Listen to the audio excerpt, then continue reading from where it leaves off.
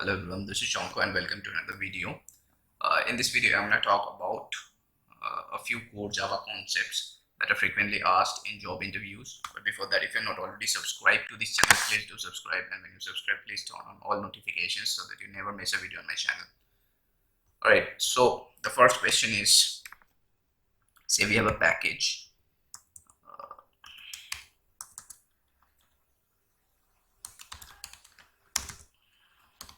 Package called com.demo. Inside this package we have a class, public class A, right? Inside the same package com.demo we have a class public class B, and this extends A, right? Now inside the main method for this class, so this class is a main method, and inside this we have a equals new, a equals new A, we have b equals new B, we have a1 equals new B, and we have b1 equals new A. So the first question is, will this code compile? And the second question is, if this code compiles, will this throw a runtime exception? So before I go to the solution, or before I go to the answer, I would want you to pause this video and think about the solution yourself. Alright, so I've already created a class called A and a class called B, and both are inside the same package called demo. So what I'm going to do is, I'm going to say extends B, right? I have the main method,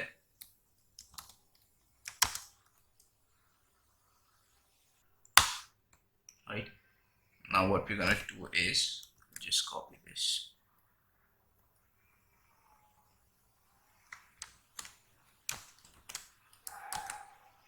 I'll just paste it. Alright, sorry, this should be A. Okay, so first three are allowed, the last one is not allowed. What does it say? What is the compilation error? So it says type mismatch, cannot convert from A to B, and let's add this cast to B. So the basic concept of typecasting is that if we have a variable which is of the type which is smaller, so let's imagine that this b1 is a box, right?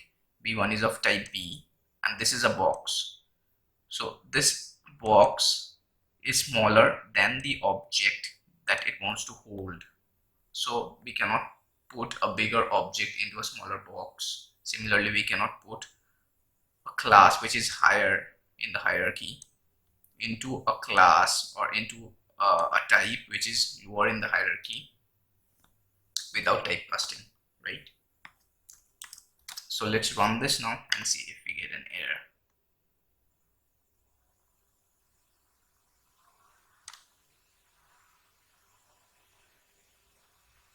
Okay, so we have an exception, and the exception is at line 12. So what we are trying to do is, we are trying to convert a type which is A into a type which is B. So that is not allowed in Java. We cannot cast a type which is higher in the hierarchy to a type which is lower in the hierarchy. So that is not possible in Java. So that is why it gives a runtime error when we run this code. Alright, so the next question is, let's remove this. Okay, let's remove this, and let's suppose we have our previous classes, class A and class B, and we have method inside this class called, say, public void print, right?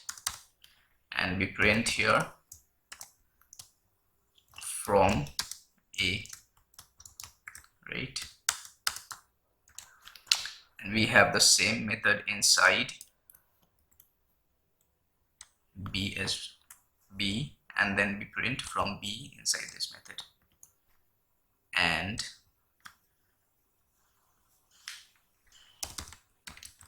inside our main method,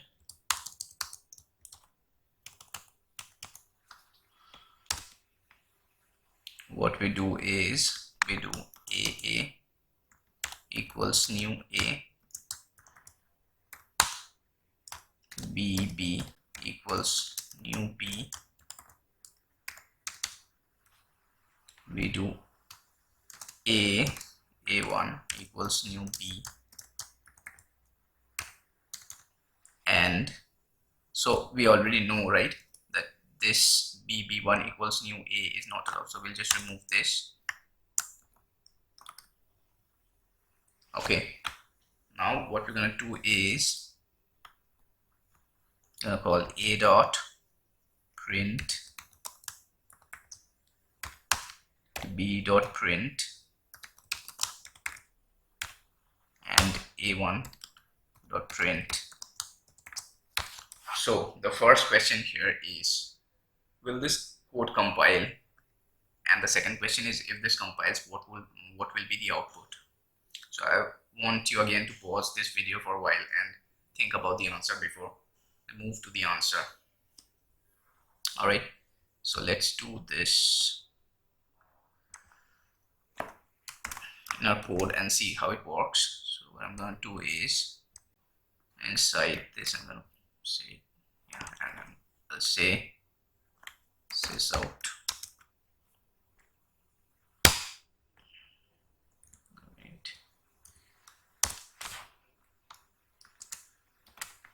And we'll have the same method inside B, right? And let's do A dot print, okay, B dot print, A1 dot print, right? Let's run this.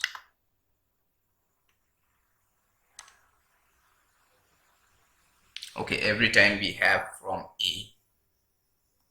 All right, I haven't changed this. Sorry.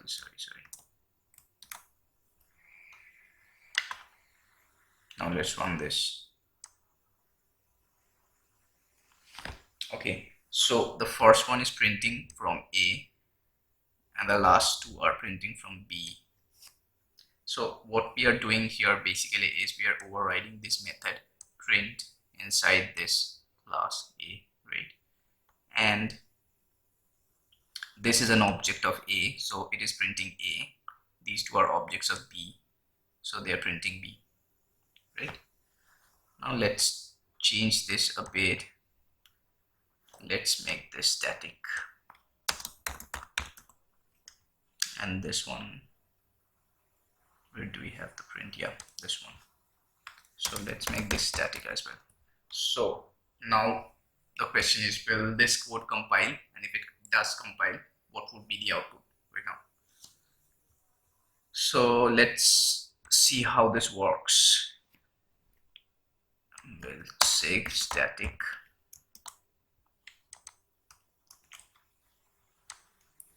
we'll say static. We run this.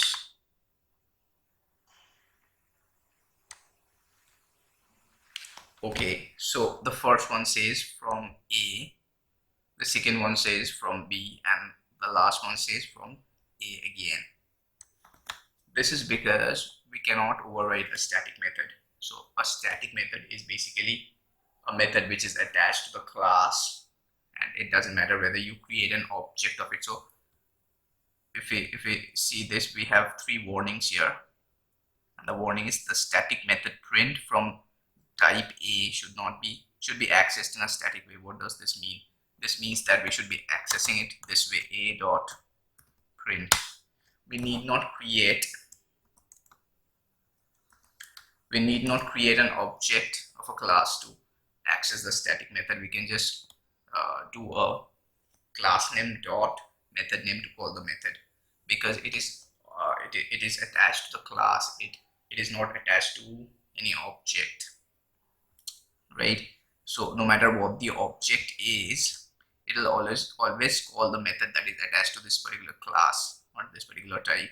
So the first one is attached to A, the second one is attached to B, and again the third one is attached to A. So that is why we have this result. Alright, so the next question is, suppose we have a class called A, and this is inside package com.demo, right? And it has a protected method. Okay, I'll just remove this. It has a protected method, and then we have another class called B, and this extends. Alright, this doesn't extend anything, and this has a method called, say, public void test. So this is a method called test, right? And what we are doing is we are doing a equals new A. So we already have the imports, the required imports. So we need to import class A because this is in a different package. And what we're doing is a dot print, right, inside test. So the first question is, will this compile? And the second question is, if this compiles, what would be the output? So again, I want you guys to pause this video and think about the answer before I show the answer myself. Alright, so what I'll do is I'll just copy this, and inside class A I'll paste it. Sys out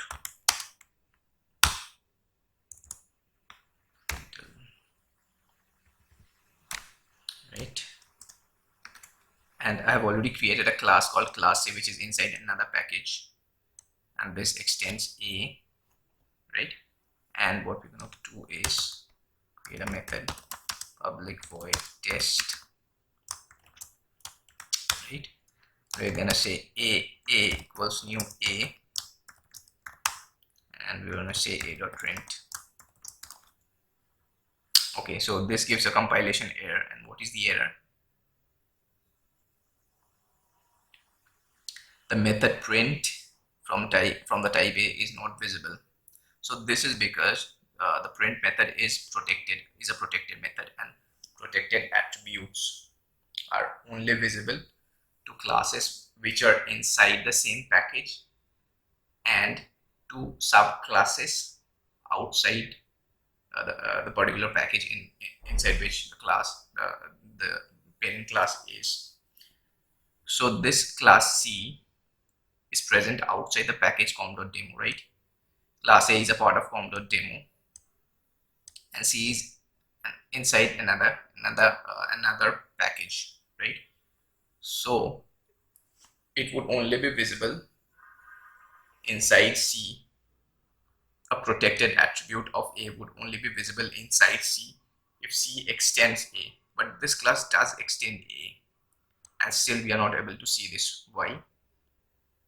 That is because what we are trying to do here is we are trying to get access to the print method which is a part of A and not the one that is inherited by C. So if C extends A, that would C would automatically inherit the properties or the attributes of A, correct?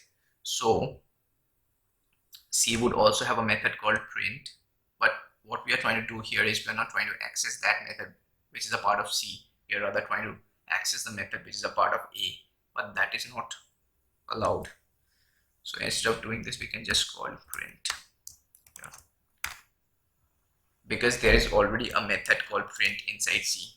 Just because this extends A, and if we run this, okay, This is not inside the main method. So if we run, if we try to run this inside a main method and create an object and stuff, and then it'll print. All right, just let's do that. Let's say main. Let's say c equals new c dot print.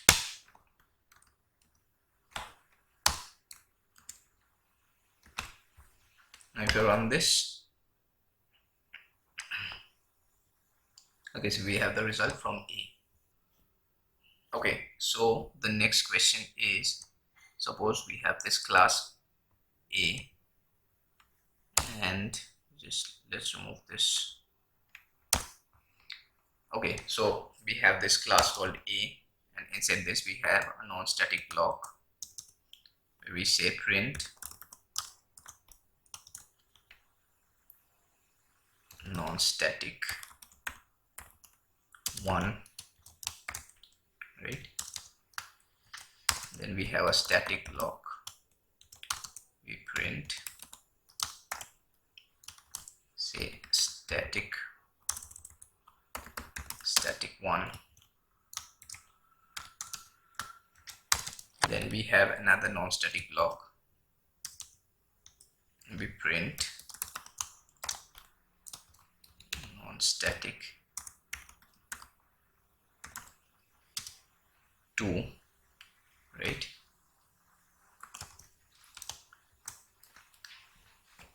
And non-static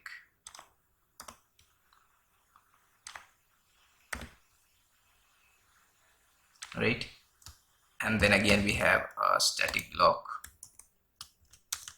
and print say static 2, right? And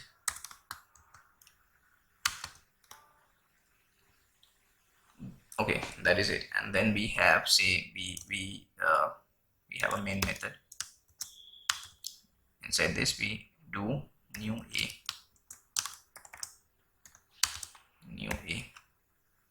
So we are just going to create 2 objects of A. Okay, so first question is, will this code compile, and if it does, what would be the output?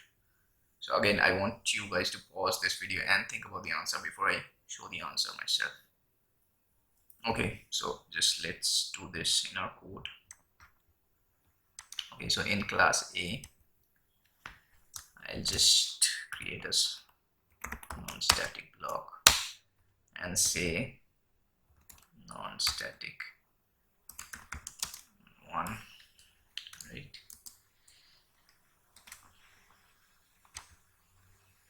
Copy this, create a static block and say static 1, and then I'll create another non-static block, say non-static 2. I'll create another static block, call it static 2, right? And I will create a main method and say new A,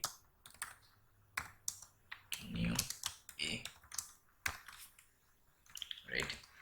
So this doesn't give a compilation error, right? Now what would be the output? Okay, so let's run this and see what the output is. Okay, so first we have static 1, then we have static 2, then we have non-static 1, non-static 2, non-static 1, non-static 2, right?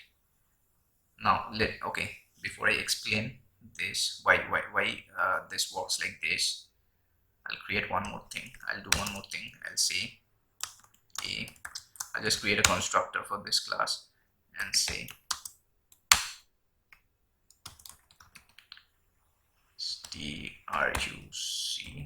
structor, right? I'll run this again. Okay, this time we have static 1, static 2, non-static 1, non-static 2, constructor, non-static 1, non-static 2, constructor. So why do we get this kind of a result? Why do we get this kind of an output? This is because the static blocks are run only once. It doesn't matter how many objects we create of this particular class, they are run only once at the time of class loading. So they would be the first things to get executed, or the first blocks to get executed, and they'll get executed in the exact order in which they are mentioned in the code. So first we have static 1 block, then we have static 2 block. So that is why static 1 gets printed first, and then static 2 gets printed. Now when we are creating objects of this class, every time we call the constructor, the first thing that happens is the non-static blocks get executed in the same order in which they are mentioned in the code, right? So we have the non-static block non-static block 1 first, and then we have the non-static block 2 next, right? So that is why we have non-static block non-static block 1, non-static block 2, and then we have the constructor call. So inside the constructor we are just printing constructor, right? And then again we have another constructor call. So again when the constructor gets called, we have the non-static blocks first executed and then the constructor executed. So that is the reason we have this kind of an output for this program or for this code. So that is all for this video. I hope you guys enjoyed this video, and stay tuned. Part 2 will be coming soon. Thanks for watching.